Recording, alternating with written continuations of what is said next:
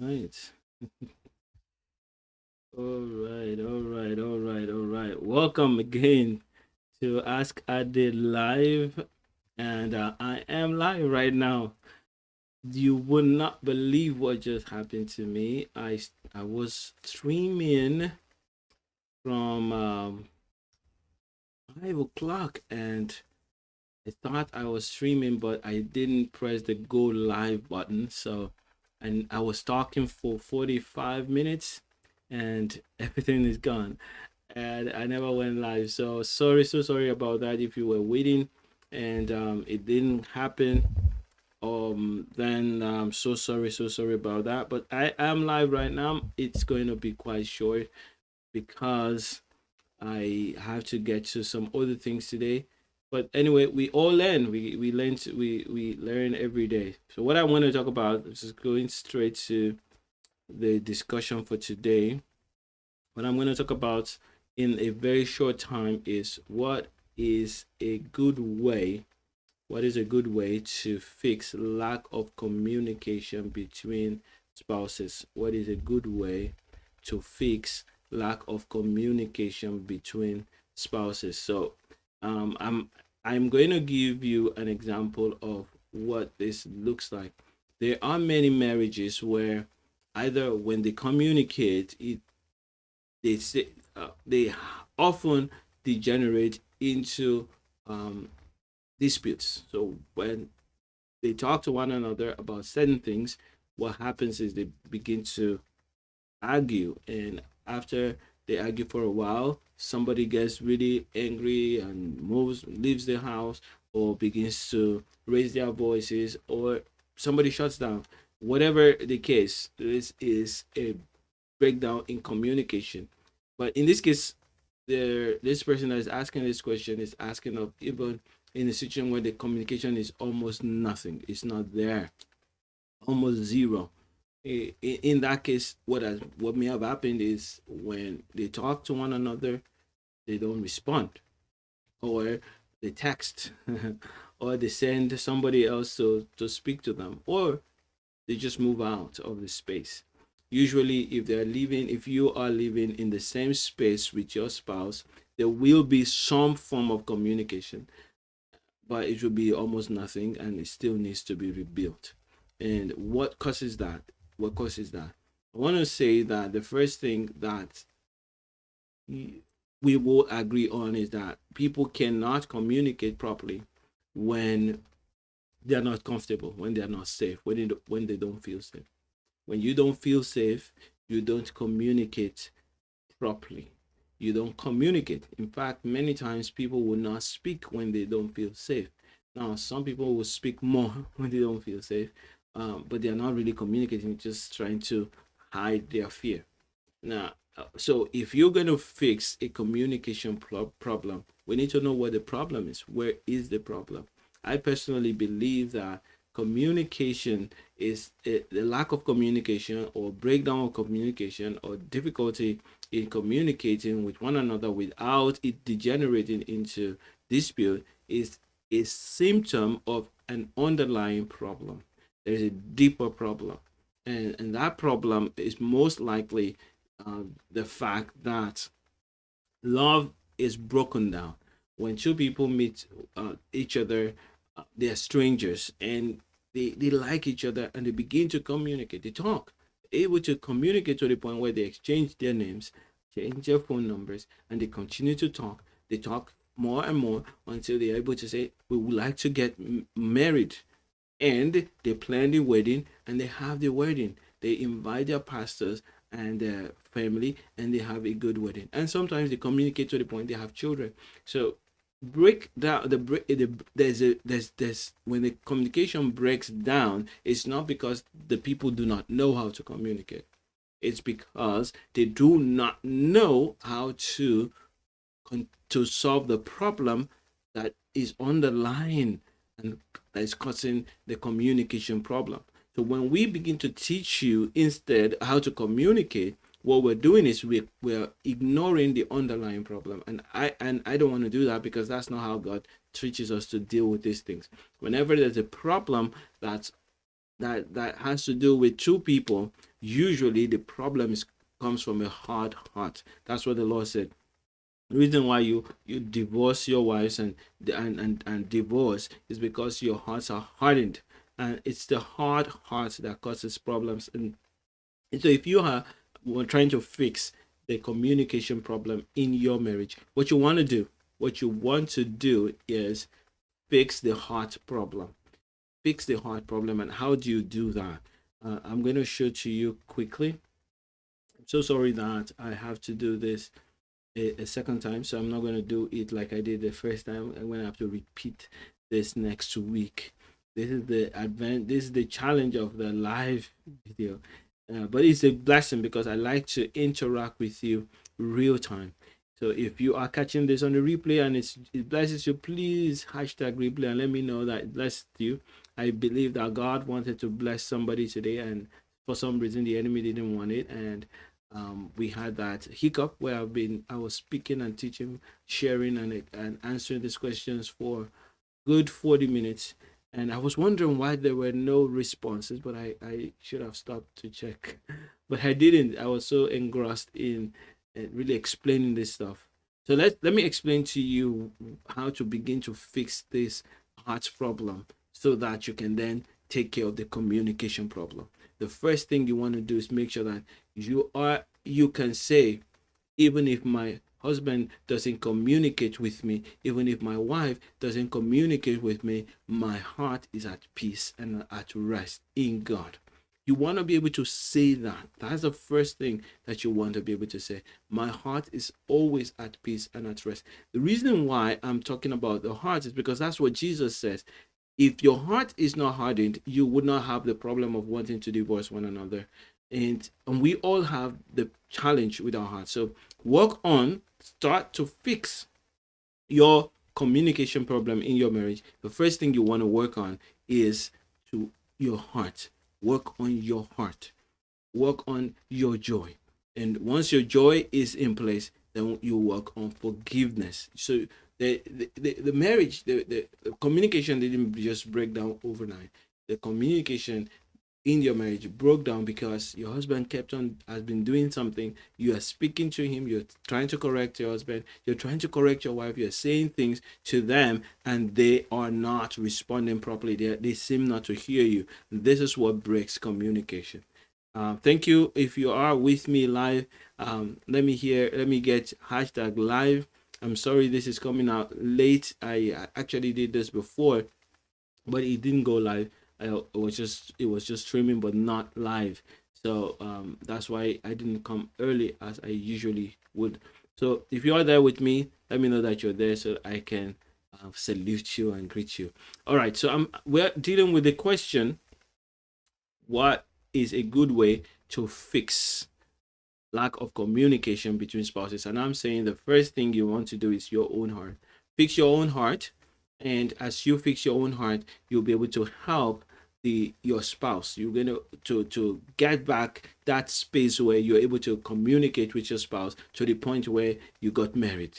There's no way you got married without knowing how to communicate. So your problem is not that you don't know how to communicate, or that your husband doesn't know how to communicate, or that your wife doesn't know how to communicate. The real problem is that something has come into your heart that is making it not possible to communicate properly.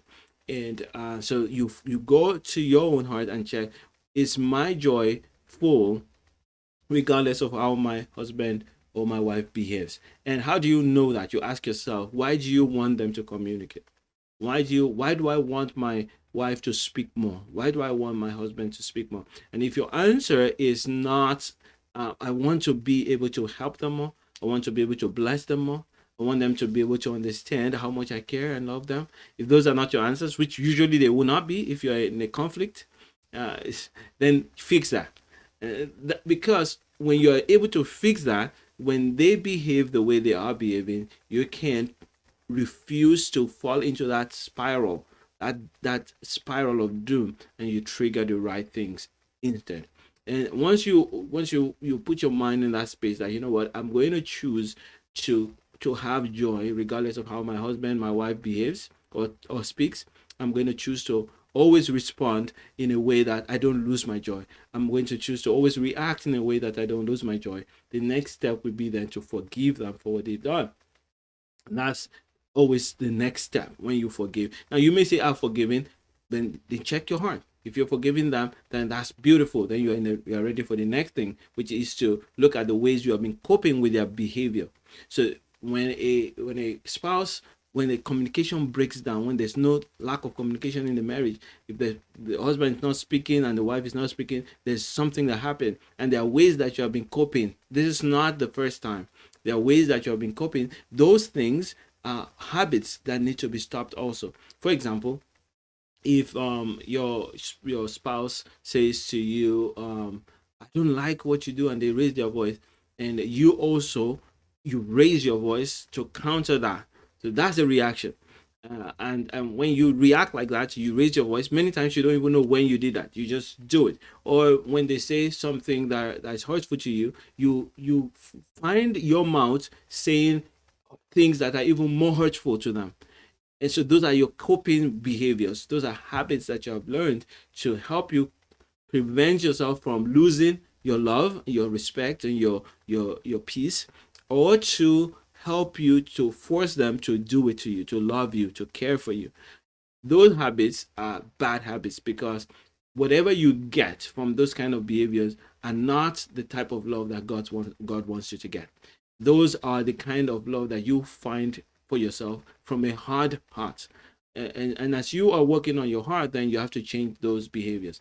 Now, those three things, if you can deal with them, take responsibility for your joy, forgive, and begin to release yourself from those negative behaviors that break down the communication in the first place, you are on the way to fix that problem. You're on the way to fix this problem that we talked about.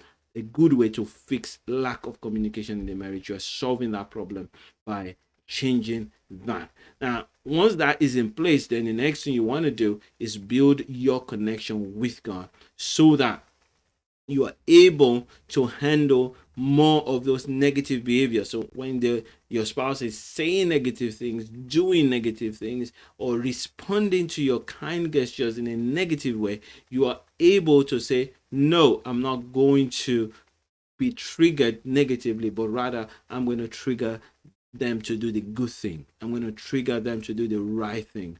You can only do that by building your confidence, building your strength in God. So you submit your life to God, and you say, you know what, God, I belong to you, and I'm your tool to bring love to people around me.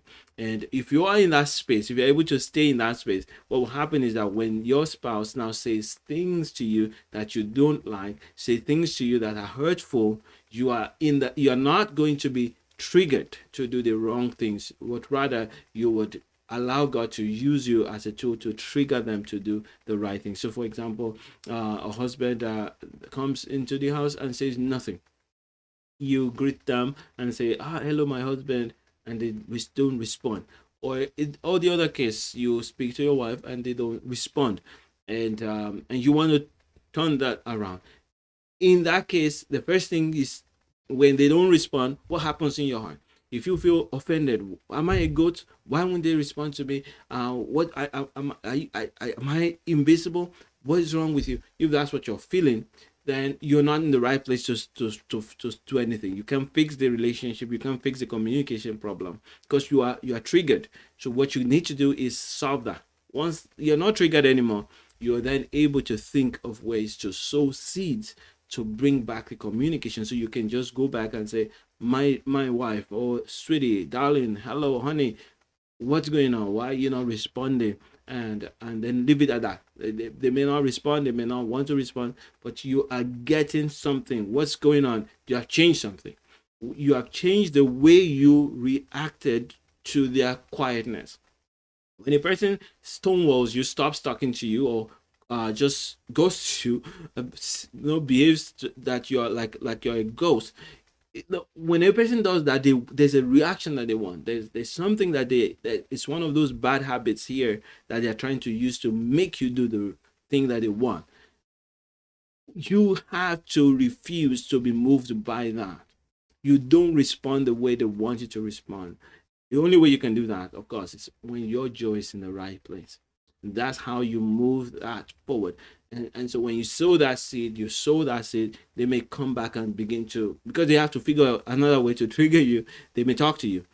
But if the case is not that like that, it's not as bad as that, where they are completely silent. It's just that when you are talking, the next thing they say, derogatory stuff like, you are not so smart, so I'm not going to be able to talk to you, or I know that it's only money that you want, or something like that. Or they say things like, really, I'm tired of talking with you.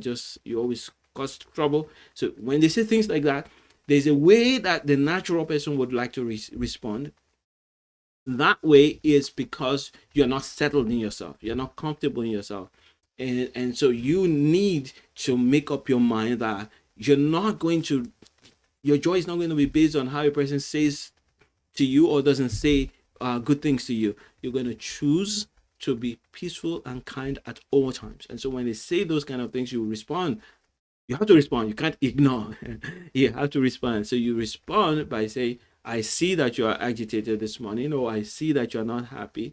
What's the problem? And when they respond or not, they may be surprised that you're not triggered by what they're doing, because they're trying to get you a reaction and you are not giving them that reaction. They may do more, right, to trigger you some more, and what you are going to do is going to respond again positively. And what you're doing when you're doing this is you are doing what Jesus said to do, to overcome evil with good. You are shutting down that cycle, and the only way you can do that is by building up your strength in God. That's why the next level of training is here. Submission to God, and you see where it's the connection.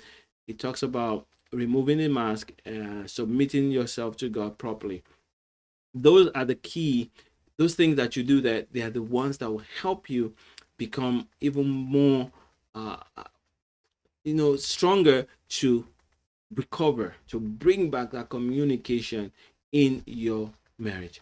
All right, so I'm going to have to stop here. I'm so sorry I didn't start on time. I did start on time, but I didn't click on the go live button, so I never was able to speak to you for all that time. Yes, welcome. And I'm just about to wrap up on this question right now. And I just wanted to mention that if you're joining for the very first time, my name is Adi Sabanjo. If you are trying to transform your marriage, make it stronger, make it better, then you want to download my friendship rebuilding cheat sheet. On that cheat sheet, I share just in a pictorial form how you can quickly recover friendship in your marriage. If you would like to have that, you just go to adesobanjo.com/friends. You would get the PDF, and you get a small video, a short video, 15 minutes, to explain the PDF to you.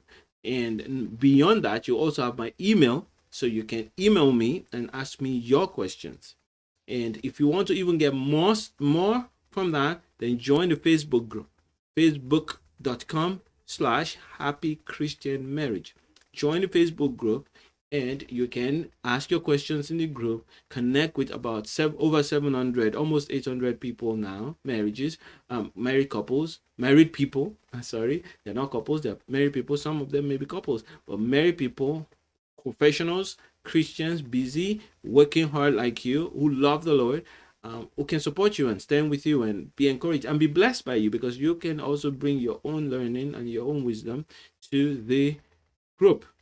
And yes, this is what we want to do. I want to give you hope and tools and resources to help you really strengthen your marriage and not depend on the worldly ways that many people have been trying to share, that only leads to more destruction. So a lot of times when there's a problem, so maybe if someone wants to solve this kind of problem, communication problem, they begin to teach you and show you tips to communicate better.